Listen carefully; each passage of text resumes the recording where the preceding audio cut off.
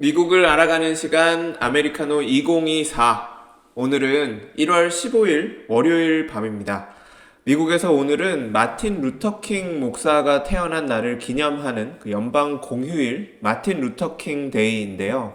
미국은 왜 원래 공휴일이 몇 월 몇 번째 무슨 요일 이런 식이잖아요.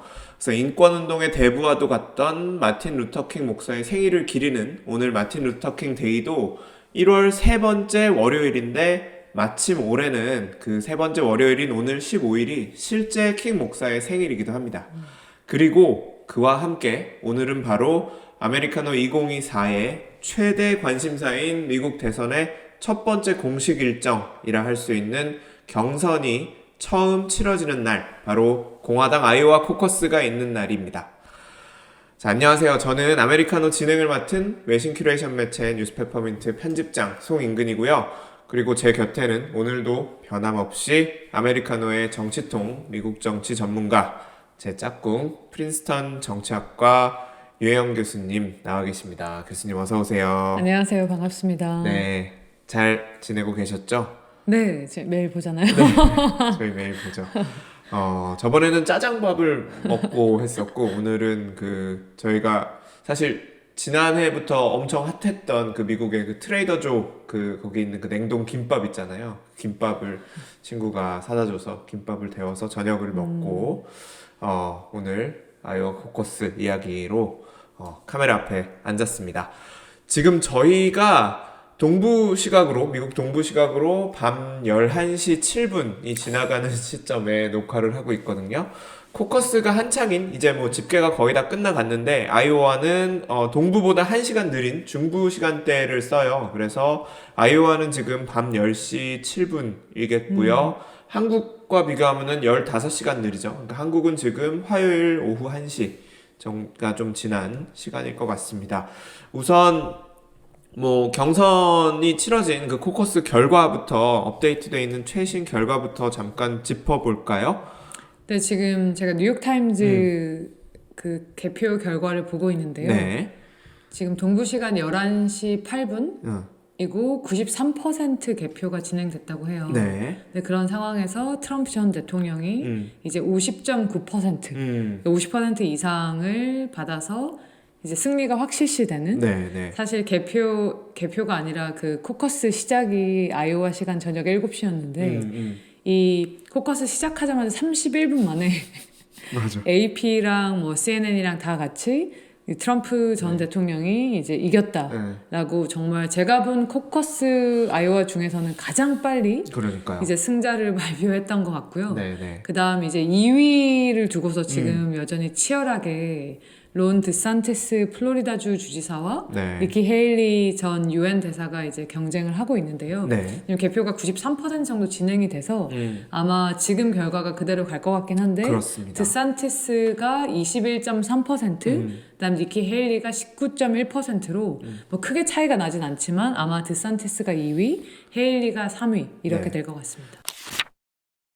원래는 경선이 대부분은 아침 8시부터 저녁 6시까지 내가 편한 시간에 가서 투표를 하고 그걸 그냥 합산하는 방식인데, 아이오와 코커스 같은 경우는 되게 오랜 전통이 있어요. 그 전통이 뭐냐면 어떤 특정 날짜를 정해서 그날 저녁 7시에 다 같이 모여서 이제 사람들이 이제 이름을 이제 체크를 하고 등록되어 있는지 공화당인지 민주당인지, 이번 같은 경우는 공화당에 등록된 사람들, 아이오와에서 이제 공화당에 등록된 사람들이 중부 시간으로 7시에 다 이제 약속된 장소에 모입니다. 그래서 아이오와에는 99개의 카운티가 있거든요. 네. 그러니까 카운티라는 게 이제 주 안에 카운티가 있는데, 그 카운티별로 이제 프리싱트라고 하거든요. 네. 이게 투표소라고 생각하시면 될 것 같아요. 투표소. 네. 그 투표소가 1600개 정도 있다고 해요. 그래서 여기에 다 모여서 그럼 바로 투표를 하는 게 아니라 이제 각 후보별로 캡틴이 있거든요. 캡틴?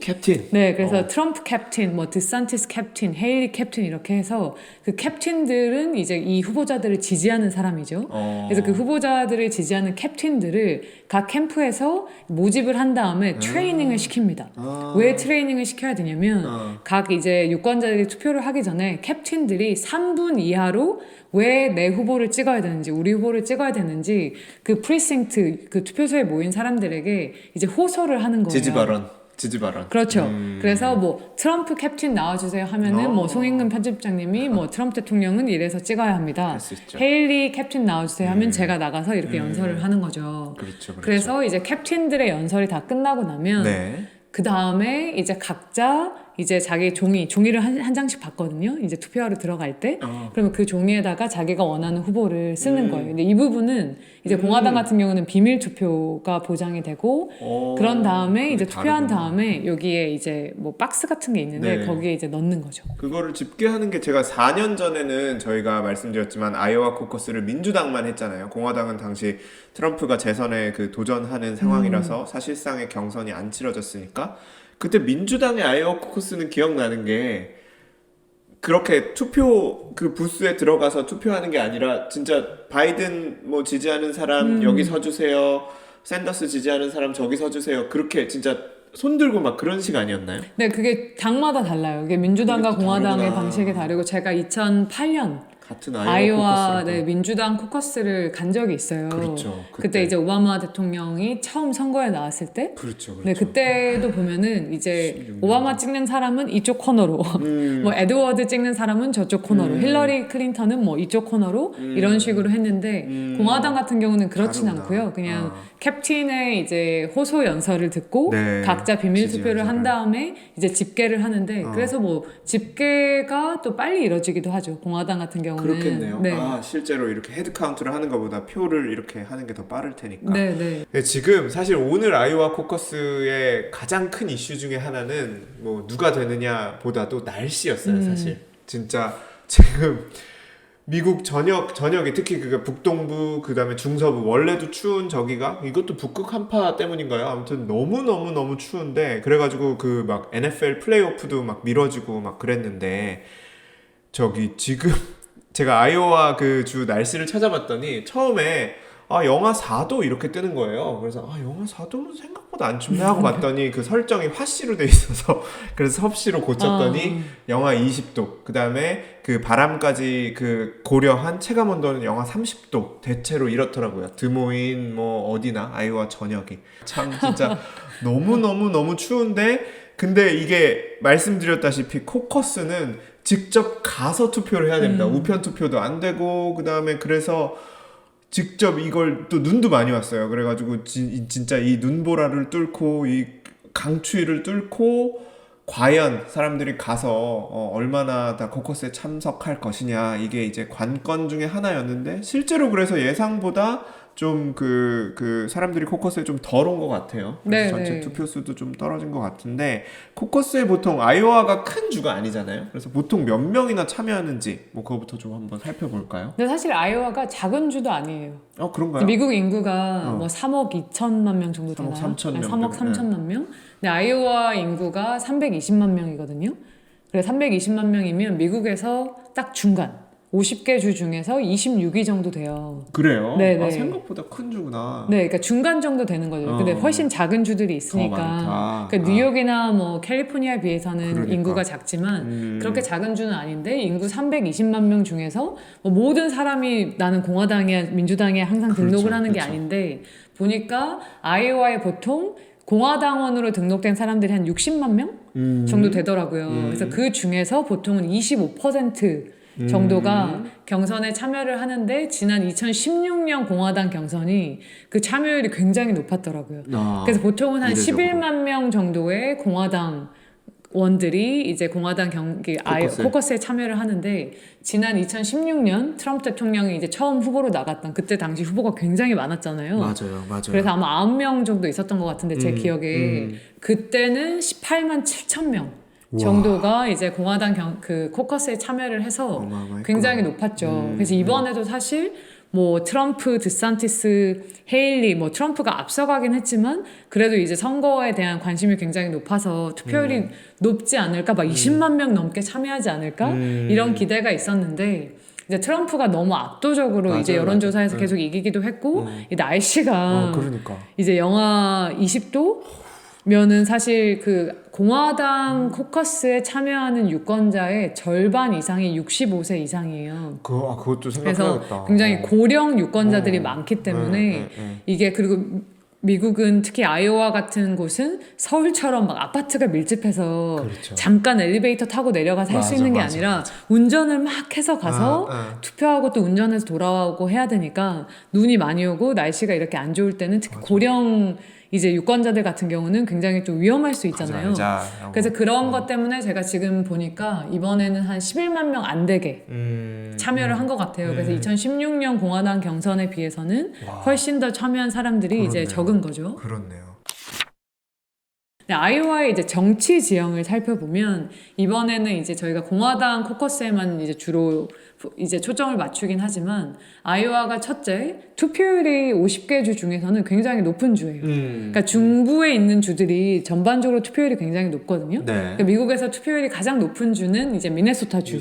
미네소타. 네, 미네소타 주가 이제 그 투표 참여율이 굉장히 높은 북유럽 출신 이제 선조들이 건너온 것이기 때문에 미네소타가 굉장히 높고 2020년 대선에서 미국 투표율이 얼마였는지 아세요? 2020년 그 최종 본선 말씀하시는 네, 거예요? 네. 한 65%? 네, 그 정도 됐잖아요. 70%? 네, 65% 이하였는데 아이오와 같은 경우가 이제 거의 70%로 전체 50개 주 중에서 10위 정도를 했고요. 네. 이게 이제 투표율은 그렇고 정치 지형으로 보면 뭐 민주당 성향이냐 공화당 성향이냐 보면 레드 스테이트냐 블루 스테이트냐. 그렇죠. 그래서 사실 2008년과 2012년에는 아이오와가 스윙 스테이트 경합주였어요. 그래서 굉장히 뭐 오바마 대통령이나 뭐 예를 들어서 2012년 같은 경우는 밋 롬니 공화당 후보가 가서 열심히 이제 선거 운동을 했는데 2012년까지만 해도 오바마 대통령이 이겼어요. 민주당이 결과적으로. 이겼는데 2016년부터는 이제 트럼프가 이기고 그 뒤로는 계속해서 이제 공화당이 선전을 하는 어떻게 보면 이제 레드 스테이트로 간 거죠. 레드로 기운. 네. 그래서 이걸 보여주는 게 2020년 선거에서 네. 트럼프 대통령이 53% 아이오와의 53%를 가져왔고 바이든이 45% 그러면은 차이가 좀 크죠. 이제는 스윙 스테이트 경합주라고 하기에는 다소 무리가 있을 만큼 사실상 그 보수 공화당으로 기운주라고 볼 수 있겠네요. 네, 그리고 이제 아이오와의 상원의원 2명도 공화당, 하원의원이 4명 있거든요. 근데 다 공화당. 그래서 어떻게 보면은 이제 공화당에 훨씬 더 가까운 이제 주가 됐죠. 상원 2명, 하원 4명이면은 여기서 퀴즈. 선거인단은 몇 명일까요? 아이오와에. 이걸 보통 교수님이 내고 내가 맞춰야 되는 거야. 네. 6명이겠죠? 그러니까 하원 의원이 정말 조그만 주들은 인구가 진짜 작은 주는 하원 의원이 주 전체에 한 명만 그 배정된 주도 있거든요. 근데 하원 의원 4명이라는 거는 그러니까 아이오와가 진짜로 아주 작은 주는 그렇게 아니다. 작은 주는 그쵸? 아니다. 네. 인구가 많이 이렇게 모여 사는 주다라고 볼 수 있겠네요. 네. 아이오와라는 주가 미국을 만약에 정말 미국이란 전체 그 유권자 지형을 잘 대별하는 아주 그 뭐라 그럴까 되게 잘 짜여진 샘플 같은 주라면은 그래서 여기서부터 경선을 시작하는구나 뭐 그게 좀 이해가 될 법도 한데 말씀해주신 대로 그렇지도 않단 말이에요. 백인이 너무 많고 그다음에 뭐 경제 구조나 뭐 다른 점에서도 전형적인 미국이다라고 보기는 어려운데 왜 아이오와가 경선의 시작 마치 이제 미국의 정치 풍향계를 딱 그 시작되는 그런 곳으로 자리매김을 하게 된 걸까요? 뭐 답은 우연히 그렇게 됐다.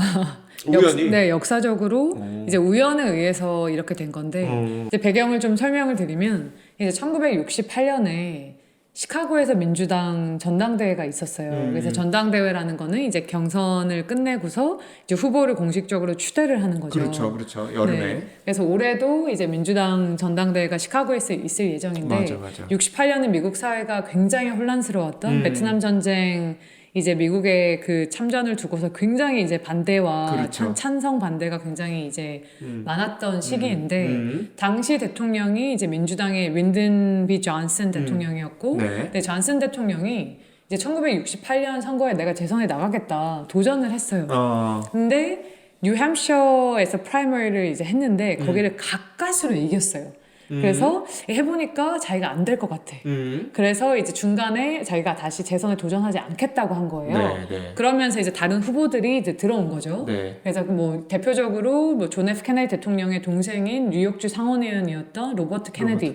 네, 이제 민주당 경선에 뛰어들었고 당시에 상원의원이었던 뭐 유진 맥카티 이런 사람들이 다 뛰어들었는데 근데 그 당시에 부통령이었던 이제 허버트 험프리가 역시 또 경선에 도전을 해서 네. 이제 민주당 이제 시카고 전당대회에서 그 민주당의 핵심적인 정치인들이 험프리를 이제 후보로 추대를 한 거죠. 네. 근데 이제 험프리가 후보가 된 거에 대해서 반대하는 사람들이 많았어요. 왜냐하면 존슨 대통령이 이제 미국이 계속해서 베트남 전쟁에 개입을 하겠다라고 한 입장을 험프리 부통령이 그대로 이어받았기 때문에 이거에 대해서 반대하는 사람들이 이제 시카고 컨벤션 센터 밖에서 엄청나게 데모를 하고 맞아.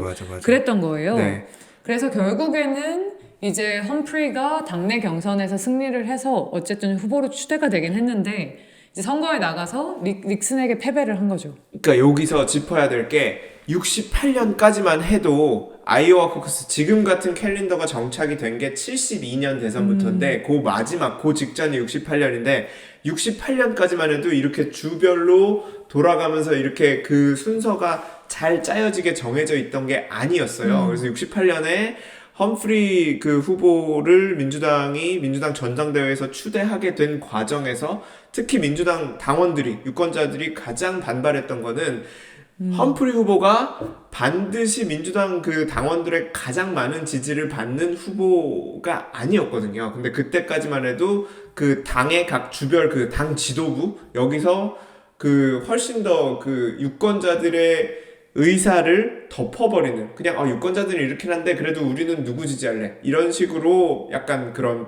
뭐라 그러죠? 보스 정치? 네. 보스 그 팔리틱스라고 할까요? 마신 팔리틱스라고 할까요? 그런 식으로 후보를 그냥 추대한 다음에 전당대회에서 대통령 후보가 되는 방식이었던 거예요. 그래서 봐라 나중에 이제 민주당 특히 반전 베트남에서 빨리 빼야 된다라고 반전 운동을 하던 민주당 지지자들 사이에서 험프리 후보는 인기가 없었고 그래서 부통령은 린든 존슨이 지금 이렇게 수렁에 빠졌는데 계속 하겠다고 하는 사람이니까 유진 맥카티나 그 다음에 로버트 케네디나 이쪽을 더 지지를 했었는데 로버트 케네디는 이제 암살이 돼서 어떻게 할 수가 없었고 그래서 민주당 그 당 내에서 그 목소리가 거세게 나옵니다. 이거 봐라 유권자 우리 당원들 목소리 무시했다가 본선에 가서 닉슨한테 참패하지 않았느냐 경선 방식을 대대적으로 이제 개혁할 필요가 있다 혁신할 필요가 있다는 목소리가 이제 힘을 얻게 됩니다.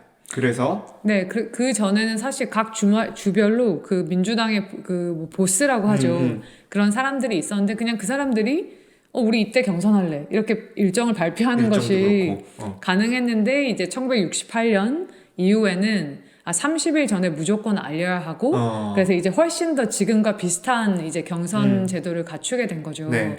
근데 이제 30일 전에 뭐 이제 우리가 경선을 한다라고 알려야 되는데 아이오와주는 전통적으로 이 이제 당 대표단, 델리게이트를 선출하는 과정이 굉장히 복잡한 거예요. 그래서 오늘 보신 것처럼 아까 그 투표소 프리싱트라고 해요. 1600개가 되는 그 프리싱트에서 코커스를 합니다. 네. 그런 다음에 제가 아까 99개의 카운티가 있다고 했잖아요. 네. 그럼 그 프리싱트 결과를 가져와서 카운티 미팅을 하고 그런 다음에 아이오와에 아까 제가 말씀드린 게 네 명의 하원의원이 있다고 했잖아요. 네. 그러면 또 하원 선거구가 있잖아요. 네. 그래서 그 카운티들을 묶어서 하원 선거구가 되는데 그 하원 선거구 그 구별로 미팅을 한 다음에 아이오와 주 컨벤션을 합니다. 네. 그래서 이제 아이오와 주가 주 컨벤션이 6월이니까 그 전에 과정들을 미리 해야 되잖아요. 근데 이렇게 쭉쭉쭉 하다 보니까 맞습니다. 1월까지 오게 된 거예요. 맞습니다. 그러니까 1월에 시작하지 않으면 6월 아이오와 주 컨벤션 일정을 못 맞추기 때문에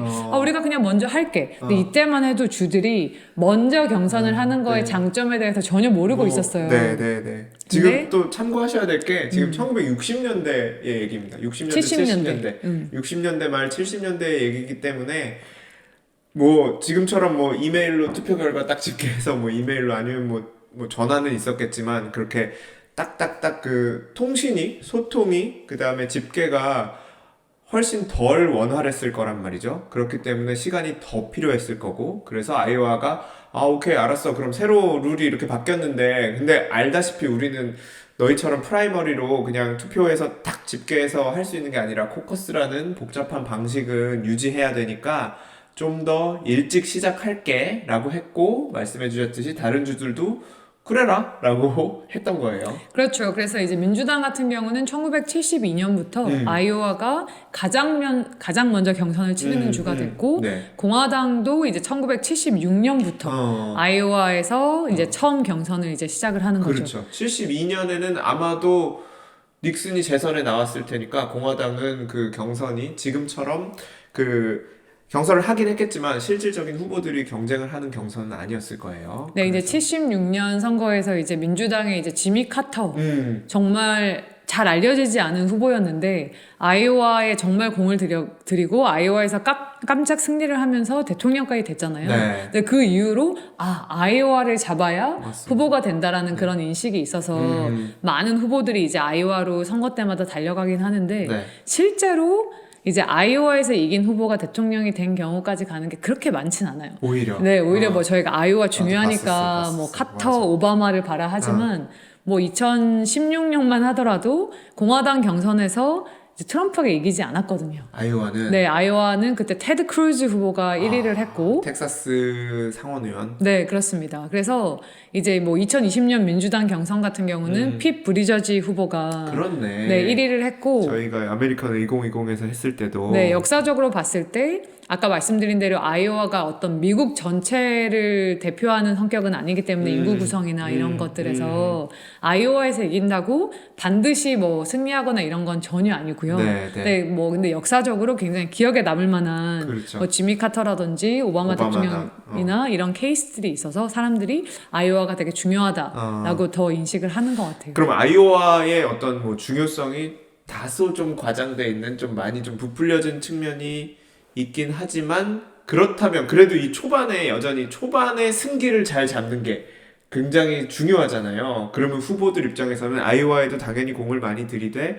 그 다음번에도 좀 품을 많이 들일 필요가 있어 보이는데, 어디까지, 내가 예산이 한정적일 테니까 어디에 많이 이렇게 하면 좋을까요? 이게 뭐 전략의 문제니까 이제 드산티스 같은 경우는 정말 아이오와에 올인을 했거든요.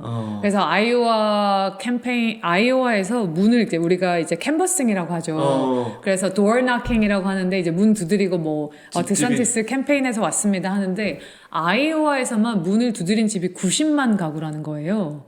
그래서 아이오와에 320만 명이 사는데 거의 다 간 거죠. 그래서 드산티스 같은 경우는 아이오와에 있는 모든 카운티 99개를 다 갔거든요. 아니 근데 그러면 예를 들어 나는 곧디고도 막 민주당 아주 열성 지지자인데 드산티스가 오면 그 물이라도 한 잔 내주고 버들립 띄워서 그렇죠. 네, 그렇구나. 그런 뭐 미드웨스트 나이스 이런 표현이 있을 정도 사람들이 친절하니까 문전박대하거나 그러진 않겠지만 네. 그 정도로 이제 드산티스 캠페인이 어마어마하게 많은 돈을 네. 이제 아이오와에 썼는데 후보마다 달라요. 특히 뭐 트럼프 대통령 같은 경우는 이번에 아이오와에서 선거운동도 많이 안 했고요. 상대적으로. 네, 그래서 니키 헤일리 후보 같은 경우도 아이오와에 뭐 아주 많은 뭐 돈을 쓰지 않았기 때문에 네. 이제 후보마다 굉장히 전략이 다른데 그럼에도 불구하고 아이오와가 뭐 항상 승자를 뽑는 건 아니지만 예를 들어서 이제 그 다음 경선이 뉴햄셔 주인데 뉴햄셔 주 사람들이 아이오와 주를 노릴 때 아이오와 사람들은 이제 옥수수를 픽하고 우리는 승자를 픽한다. 이런 표현이 있을 정도로 뭐 항상 승자를 배출하는 건 아니지만 이제 선거라는 게 처음에 시작할 때 또 굉장히 재밌잖아요. 그렇죠. 모멘텀의 시작. 그래서 그런 면에서 아이오와가 이제 주목을 많이 받는 것 같고, 근데 후보들마다 그렇네. 이제 아이오와를 얼마나 중요하게 생각하는지는 차이가 있다. 각 후보별로 아이오와 코커스 결과를 아마 어떻게 받아들일지, 어떻게 준비했고 어떻게 받아들일지, 앞으로 전략은 어떻게 될지를 짧게 짚어보고 가면 좋을 것 같아요. 저희가 또 마침 이렇게 할 수 있는 게, 지난 선거만 해도, 그 다음에 2016년 그 양 당의 그 아이오와 코커스만 해도 후보가 너무 많아서 이걸 후보별로 한 명 한 명 짚으려고 하면은 굉장히 엄두를 못 냈을 텐데, 지금은 아시다시피 도널드 트럼프가 가장 이제 앞선 대세론을 굳히려는 1등 후보이고 그 다음이 론 드산티스 플로리다 주지사, 니키 헤일리 전 유엔 대사. 사실상 이렇게 3명만 남았다고 봐도 무방해요. 크리스 네. 크리스티 그 전 뉴저지 주지사는 그 저희가 첫 번째 그 에피소드를 녹화하고 그 저기를 올릴 때쯤에 동영상을 올릴 때쯤에 사퇴를 선언했고요. 네, 우선 이제 트럼프 전 대통령을 얘기를 해보면 저희가 이거 녹화하기 전에 그 트럼프 전 대통령의 뭐 승리 그렇습니다. 연설을 이제 앞부분을 봤는데 도리 스피치. 굉장히 뭐 차분하고 그렇죠. 나이스하게 좀 놀랐어요. 네, 아마 그 조언을 받았겠죠 캠페인에서. 그래서 이제 기본적으로 거의 공화당 후보가 될 게 확실하기 때문에 다른 후보들에게 굉장히 나이스하게 다른 후보들을 언급을 했죠. 뭐 니키랑 뭐 론 굉장히 뭐 잘했다. 평소 같으면 The Sanctimonious 뭐죠? The Sanctimonious. The Sanctimonious 막 그다음에 진짜 굉장히 조롱조롱 이렇게 하면서 깔보고 비하하고 까내리고 하는 게 트럼프인데 오늘은 되게 진짜 뭐라 그럴까 되게 프레지덴셜하게 보여야 합니다. 너는 되게 통합의 그런 통합의 가치를 내세울 수 있는 후보를 보이셔야 합니다라는 조언을 받은 것처럼 보였어요. And I really think this is time now for everybody, our country, to come together. We want to come together, whether it's Republican or Democrat or liberal or conservative. It would be so nice if we could come together and straighten out the world and straighten out the problems and straighten out all of the death and destruction that we're witnessing. That's practically never been like this. It's just so important, and I want to make that a very big part of our message. We're going to come together. It's going to happen soon, too. It's going to happen soon. 네, 그래서 뭐 그 연설에서도 뭐 coming together, 뭐 민주당, 뭐 이제 뭐 진보적인 사람들 뭐 다 같이 내가 통합하겠다, 통합의 대통령이 되겠다 이런 얘기들도 했고, 뭐 가족들에게 감사하고 트럼프 대통령 같은 경우는 이제 대세론을 굳힐 수 있는 아주 좋은 이제 계기가 된 게 이게 사실 트럼프 대통령 같은 경우는 아이오와를 이기는 거에 대해서는 다들 뭐 기정사실화 맞습니다. 했는데 50%를 넘을 것인가? 트럼프 대통령의 지지율이 50%가 왜 중요하냐? 근데 뭐 큰 의미는 없지만 사람들이 심리적으로 50% 이상의 지지를 받은 후보는 맞아. 뭔가 대세, 그다음에 이제 공화당의 절반 이상의 유권자들이 지지하는 후보라는 게 굉장히 의미가 크기 때문에 네. 트럼프 대통령이 지금 보면은 그 개표가 한 96% 정도 진행된 상태에서 계속해서 50% 넘고 있거든요. 51%가 나오고 있으니까 대세론을 굳힐 수 있는 굉장히 좋은 기회고 그 다음에 실제로 아이오와에서 선거운동도 별로 안 했고 지난번 이제 8년 전이죠. 2016년 같은 경우는 아이오와에서 한 25% 정도 지지율을 받았었거든요. 근데 그때는 물론 후보가 많긴 했지만 어쨌든 이번에 50% 이상 이렇게 받았다라는 거는 공화당 이제 대선 후보로 추대되는데 고속도로가 이제 열렸다라고 볼 수 있을 것 같고요. 두 번째로 이제 드산티스 플로리다주 주지사 같은 경우는 사실 아이오와에 가장 많은 공을 들였고 근데 여기에서 3등을 하면 이제 집에 가야 되는 상황이었는데 가까스로 이제 2위를 할 것 같아요. 근데 그럼에도 불구하고 이제 니키 헤일리와 큰 차이가 나지 않는 그리고 트럼프와는 뭐 30% 정도의 차이가 나기 때문에 굉장히 큰 타격이 많이 들 것 같고요. 그 다음에 뭐 사실 아까 말씀드렸듯이 아이오와에서 문을 두드린 집만 거의 100만 가구가 되는데 돈도 정말 많이 썼는데 이 정도 성적밖에 안 나왔다라는 거는 이제 남은 이제 다음 주가 이제 뉴햄셔 주 이제 경선인데 거기에서 그렇게 뭐 높은 지지가 나오지 않는 상황이기 때문에 그래서 이제 사람들 이제 니키 헤일리를 지지하는 후보 사람들 같은 경우는 드산티스가 빨리 사퇴를 해야 헤일리와 트럼프의 양자 구도가 돼서 이게 해볼 만한데 드산티스가 계속 있는 한 뭐 10몇 %씩 계속 가져가니까 이제 뭐 사퇴하라고 하겠지만 드산티스 입장에서는 뭐 굳이 본인이 트럼프보다 더 헤일리를 좋아하는 것도 아니고 드산티스 사실 지지자들과 헤일리 지지자들이 완전 겹치는 게 아니거든요. 맞아요. 그래서 드산티스가 뭐 사퇴한다고 해도 이게 과연 니키 헤일리에게 다 갈 것인지 그런 보장이 없기 때문에 잘 모르겠어요. 아마 지금 뭐 돈도 굉장히 많이 썼고 그 다음에 너무 일찍 사퇴를 하게 되면 본인이 사실 굉장히 젊기 때문에 그렇죠. 이제 앞으로의- 미래의 어떤 정치적인 이미지 같은 걸 생각을 했을 때 뭐 조금 더 하지 않을까라는 저는 그런 생각이 들긴 하는데 한번 두고 봐야 될 것 좀 같아요. 더 뭐 사퇴를 하더라도 좀 명분이 있을 때 그럴 때 하는 게 좀 그림이 그래도 좀 좋게 그려질 때 저기 하는 게 더 나을 것 같기도 하고. 근데 드산티스와 관련해서는 지난 그 프롤로그였나요? 아니면 그 첫 번째 에피소드에서 교수님이 말씀해주신 것처럼 드산티스가 뭐라 그럴까? 결국은 트럼프하고 차별화를 하는데 너무 실패한 것 같아요. 그래가지고 자기가 굉장히 잘하는 거가 사실상 다 트럼프가 굉장히 잘하는 거, 트럼프가 굉장히 강점을 보이는 것들인데 그럴 거면은 왜 드산티스 당신을 뽑아야 돼요? 트럼프가 이렇게 건재하게 있는데? 라고 생각하는 트럼프 지지자들의 마음을 뭐 끝내 얻지 못해서 이렇게 된 게 아닌가 싶기도 해요. 드산티스의 한계를 가장 잘 보여주는 것 중에 하나가 제가 들은 거는 이제 트럼프 지지자가 이런 말을 했어요. 드산티스가 트럼프의 커버밴드 역할을 하려고 한다. 이제 커버밴드라는 거는 커버밴드가 뭐죠? 이제 오리지널 가수가 있고 예를 들어서 BTS가 있고 지민 BTS가 있고 죄송합니다. BTS가 있는데 제가 BTS 노래를 되게 좋아하고 그래서 막 따라 부르는 그런 커버곡들이 많잖아요. 네, 커버밴드. 네, 그래서 그런 커버 그룹, 커버 밴드인데 네네네네. 그래서 그런 트럼프의 커버 밴드 역할을 하려고 하는데 아니 진짜 가수가 있는데 왜 우리가 가짜 가수한테 표를 주냐? 저도 제가 여기다 안 써놨구나. 저도 그 생각했거든요. 드산티스가 지금 성대모사를 엄청 잘하는 거야. 트럼프 성대모사를.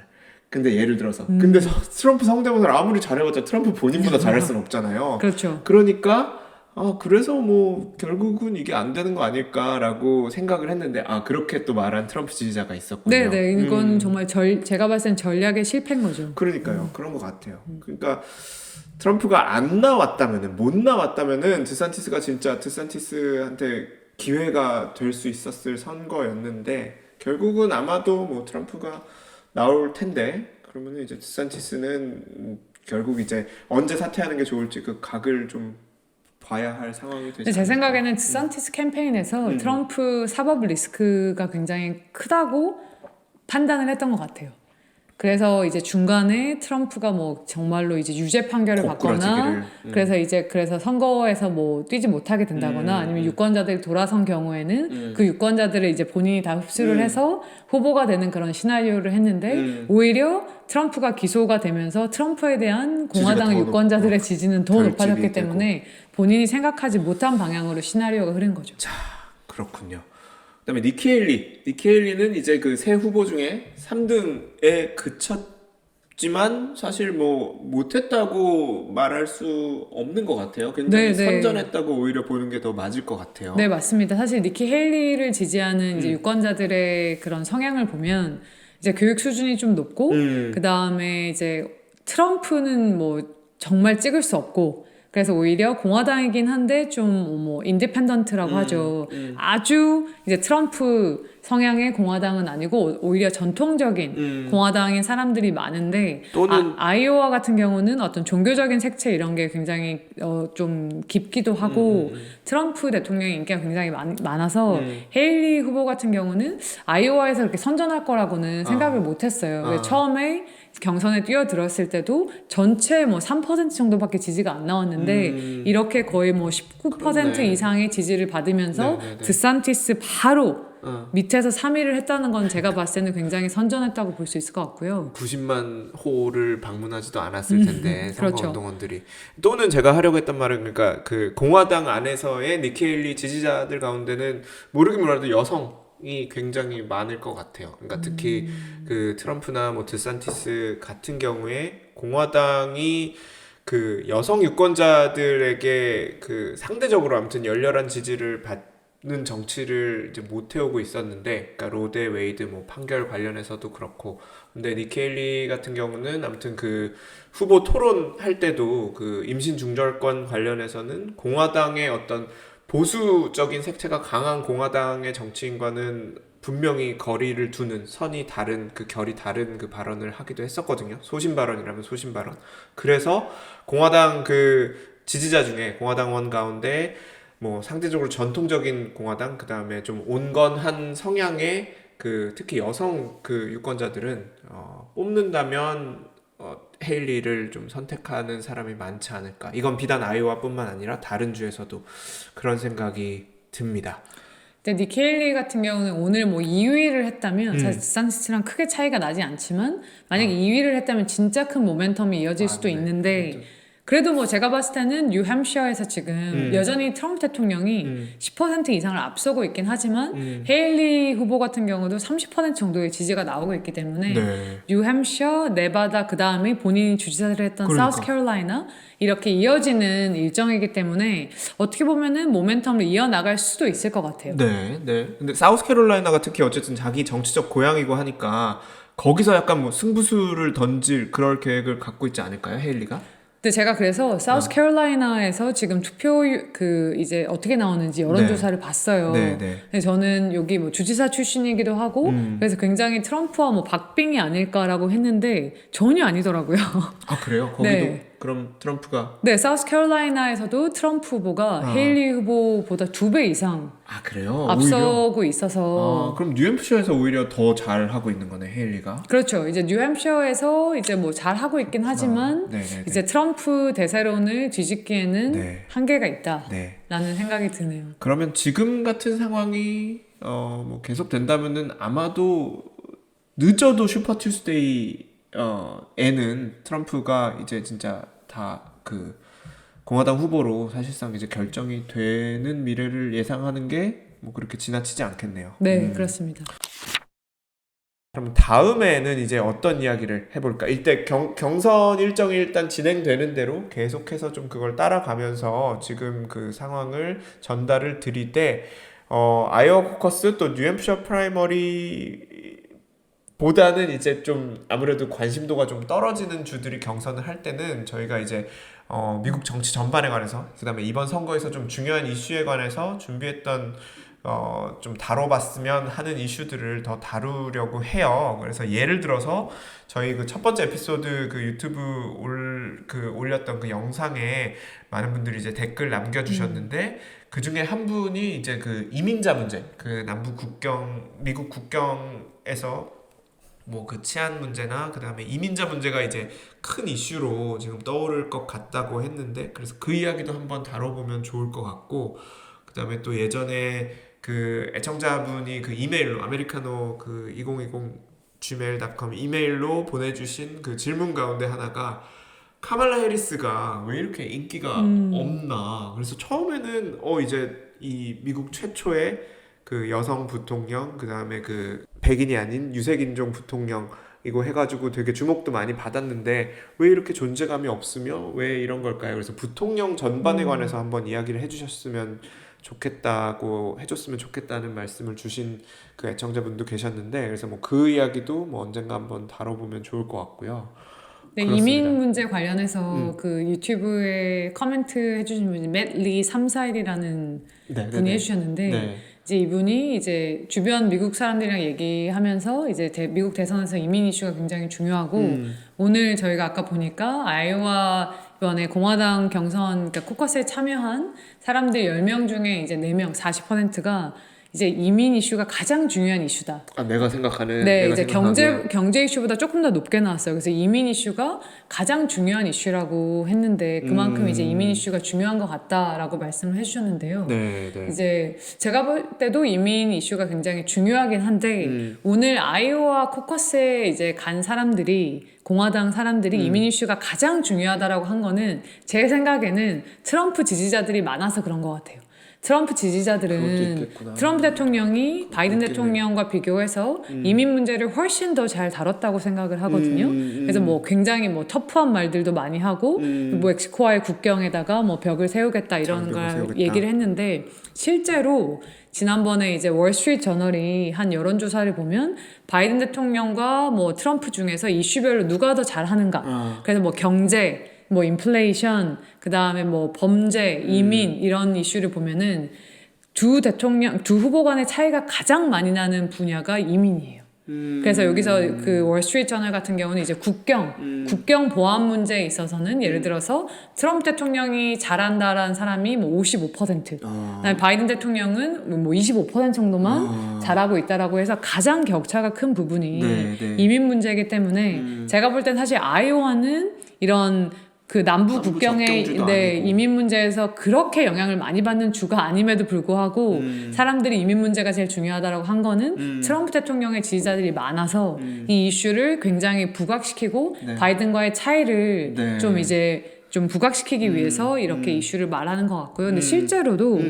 사실 미국에서 지금 남미 쪽에서 오는 마이그런트라고 하죠. 이민자들과 난민이 굉장히 많아요. 네. 그래서 그 남미에서의 뭐 베네수엘라 이제 이런 경제 위기라든지 이런 이슈들 때문에 그래서 이민자 이슈가 공화당 민주당을 가르는 이슈뿐만 아니라 민주당 내에서도 지금 의견이 맞습니다. 굉장히 첨예하게 갈리고 있기 때문에 네, 저희가 네. 기회가 될 때 미국에서의 이민 문제에 대해서는 에피소드 하나를 이제 통틀어서 굉장히 털어서. 자세하게 얘기를 하도록 하겠습니다. 아, 맞습니다. 지금 이제 12시가 넘었는데 네, 12시가 눈 치우러 가야 되는데 지금. 맞습니다. 저희가 지금 이사 오고 나서 처음으로 이제 눈이 쌓일 만큼 와서 얼른 눈을 저희는 그럼 치우러 가보도록 하겠습니다. 참고로 좀 더 업데이트된 그 개표 결과는 따로 뭐 말씀드릴 필요가 없을 만큼 아까 저희가 짚어드린 그대로 트럼프는 과반의 표를 얻어서 아이오와 코커스의 승자로 기록되게 될 것 같습니다. 앞으로도 계속해서 공화당 경선, 그 다음에 뭐 민주당, 뭐 바이든 대통령과 뭐 다른 그 후보들에 관한 선거 이야기, 그 다음에 미국 정치 전반에 관한 이야기를 잘 준비해서 자주 찾아뵙도록 하겠습니다. 교수님 오늘 늦은 시간에 이렇게 시간 내주셔서 또 알찬 설명, 해설 준비해 주셔서 감사합니다. 고생 많으셨습니다. 네, 감사합니다. 네, 감사합니다.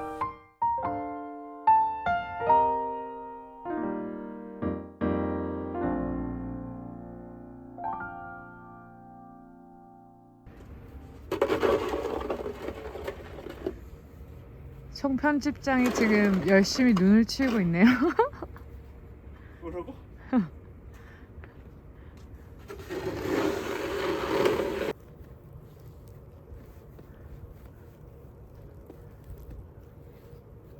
안 보여? 아메리카노 2024. 우후.